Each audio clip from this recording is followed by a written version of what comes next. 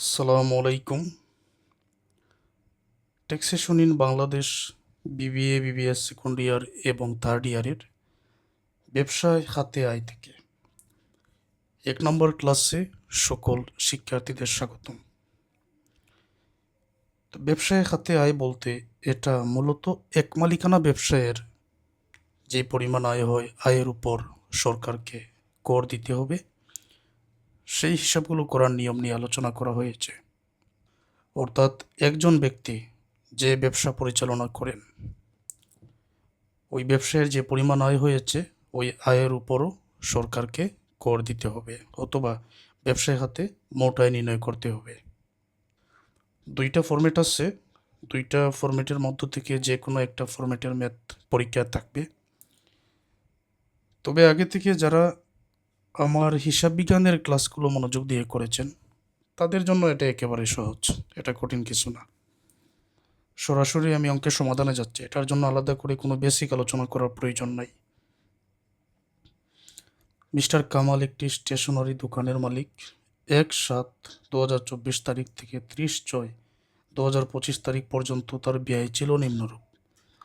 এখানে মোট বিক্রয়ের পরিমাণ ছিল 10 লক্ষ, বিক্রিত মালামালের ব্যয় 6 লক্ষ, কর্মচারীদের বেতন 60,000, দোকান ভাড়া পরিবহন অন্যান্য 1 লক্ষ, দোকানে ব্যবহারের জন্য আসবাবপত্র ক্রয় 30,000। গত বছরে লোকসানের পরিমাণ ছিল 10,000 টাকা। করণীয়: ব্যবসা খাতে মোট আয় নির্ণয় করো। উনি বিক্রি করেছেন টোটাল 10 লক্ষ টাকায়। যেই পরিমাণ পণ্য উনি 10 লক্ষ টাকায় বিক্রি করেছেন, তো বিক্রি করার জন্য ওই পণ্যের প্রতি ওনার ব্যয় হয়েছে 6 লক্ষ টাকা। এটাকে বলা হয় বিক্রিত মালামালের ব্যয় বা বিক্রিত পণ্যের ব্যয়। 6 লক্ষ টাকা দিয়ে উদাহরণ দেই, যেমন কেউ যদি বিক্রি করতে চায়, পণ্য বিক্রি করতে চায়, আগে নিজেই তো ক্রয় করে আনবেন। ধরেন একটা পণ্য তুমি 80 টাকা দিয়ে ক্রয় করে আনলে, 100 টাকায় বিক্রি করলেন। 80 টাকা দিয়ে যে ক্রয় করে আনলেন, একজন ব্যবসায়ীর জন্য উনি 80 টাকায় পণ্য ক্রয় করে আনলেন, 20 টাকা মুনাফা যোগ করে 100 টাকায় বিক্রয় করলেন। এটা হলো বিক্রয় মূল্য 100 টাকা। তো যে 80 টাকায় ক্রয় করে এনেছেন এটা হচ্ছে বিক্রিত মালামালের ব্যয় অথবা বিক্রিত পণ্যের ব্যয়। এটার ইংরেজি নাম হচ্ছে কস্ট অফ গুডস সোল্ড।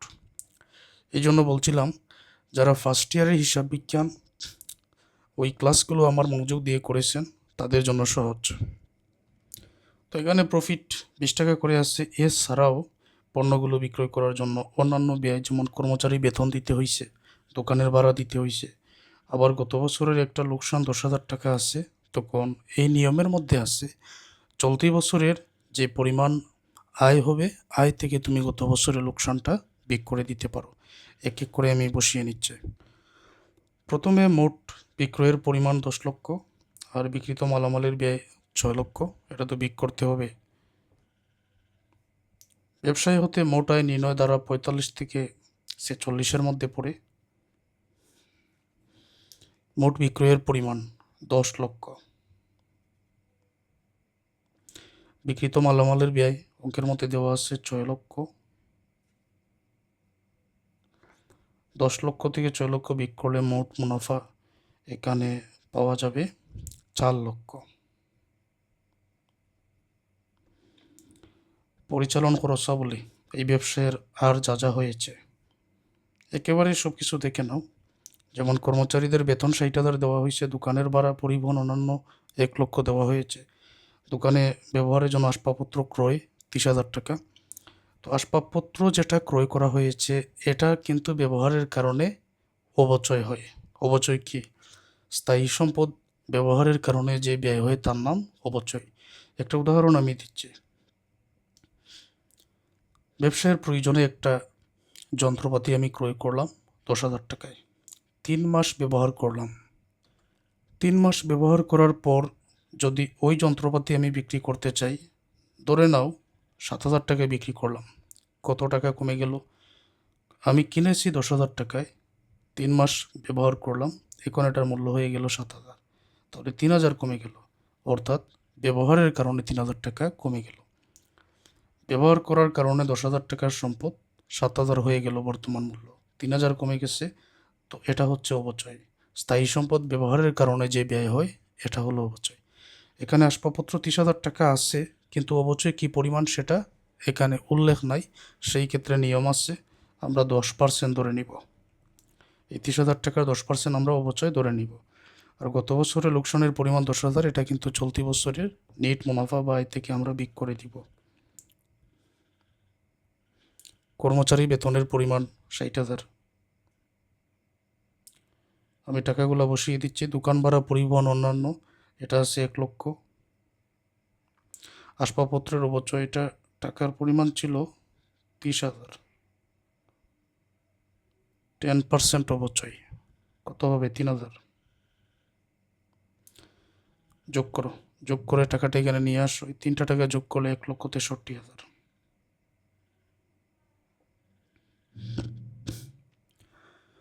উপরের টাকার সাথে এই টাকাটা যোগ করলে নিট মুনাফা পাওয়া যাবে 2 লক্ষ।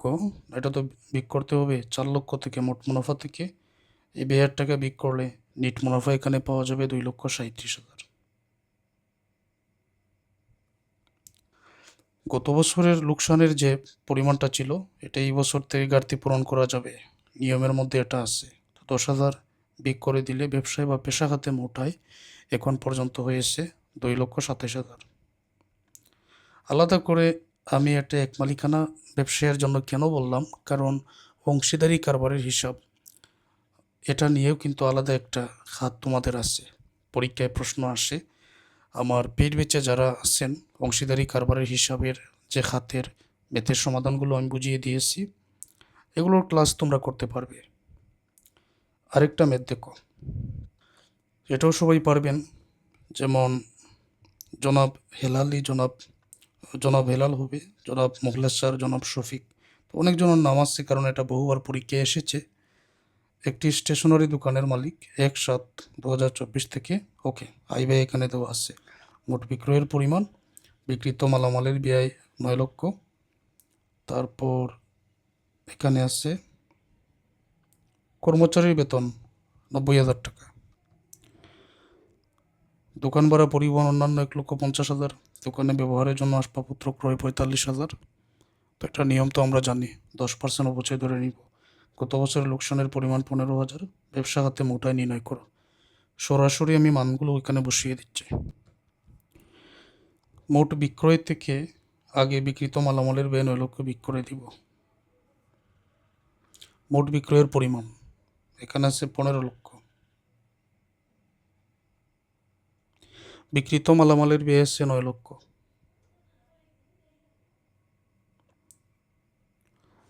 তারপর মোট মুনাফা এখানে পাওয়া যাবে 6 লক্ষ।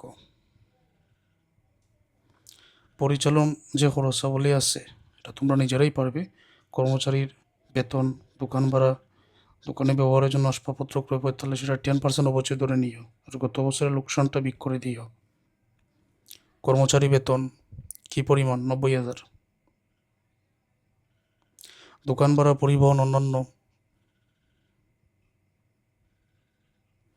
আসবাবপত্রের অবচয় 45,000। এটার 10% 4,500।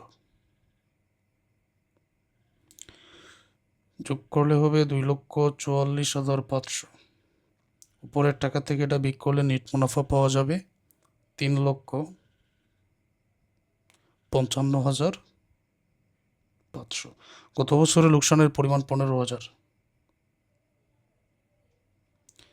বিক করলে এখানে আসবে ব্যবসায় বা পেশা খাতে মোট আয় 3,40,500।